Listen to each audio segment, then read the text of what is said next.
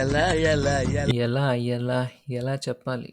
'DJ Tillu' and 'Tillu స్క్వేర్‌కి' ఎంత తేడా ఉందంటే, 'ఈఫిల్ టవర్‌కి', 'సెల్ టవర్‌కి', 'జీ వ్యాగన్‌కి', 'వ్యాగనార్‌కి', 'ఎన్‌బీకేకి', 'ఎన్‌సీకేకి' ఎంత తేడా ఉందో అంత.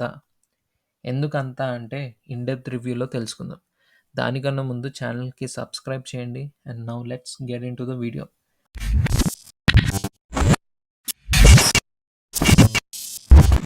'డీజే టిల్లు' మూవీ హిట్ అవ్వడానికి మెయిన్ రీజన్ లాజిక్స్ వల్ల గాదు అండ్ స్టోరీ వల్ల అంతకన్నా గాదు.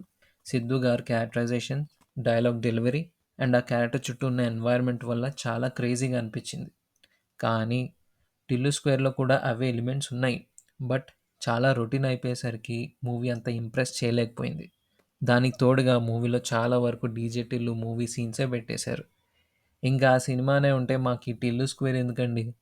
డబ్బులు పెట్టి సినిమా థియేటర్‌కి వెళ్లి చూసే బదులు ఇంట్లోనే హాయిగా కాళ్ళు చాపుకొని ఓటీటీలో చూసుకునేవాడిని.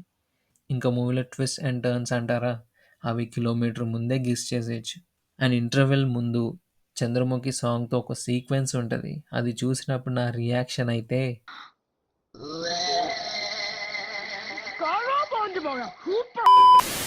అస్సలంటే అస్సలు సెట్ అవ్వలేదు ఆ సాంగ్ అక్కడ. ఇవన్నీ పక్కన పెడితే మూవీని ఎంతో కొంత సేవ్ అవ్వడానికి రీజన్ మళ్ళీ సిద్దు గారే. తెలంగాణ స్లాంగ్‌తో అక్కడక్కడ కొంచెం బానే అనిపించాయి. బట్ కొంచెం ఓవర్‌డోస్ అయిందేమో అన్న ఫీలింగ్ గూడా వచ్చింది. సాంగ్స్ కూడా యావరేజ్ ఉన్నాయి. జస్ట్ ఒక సాంగ్ తప్ప. మూవీ స్టార్టింగ్‌లోనే స్పెషల్ థాంక్స్ టు గురూజీ అని వేసినప్పుడే నాకేదో తేడా కొడుతుందనిపించింది. ఇంకా మూవీ చూసాక అది కన్ఫర్మ్ అయిపోయింది. సో, ఓవరాల్‌గా పాజిటివ్స్ ఏమైనా ఉన్నాయంటే సిద్దు గారి పెర్ఫార్మన్స్, క్లైమాక్స్ ఇంకా అంతే ఇంక. నెగెటివ్స్ అయితే చాలా ఉన్నాయి. లాస్ట్‌లో Radhika character scenes, unwanted romantic scenes and too much of repetitive from first part. ఎంత అంటే ఆఖరికి కాస్ట్యూమ్స్ కూడా యాజ్ ఇట్ ఈజ్ దింపేశారు. సో, ఇది మరి రివ్యూ.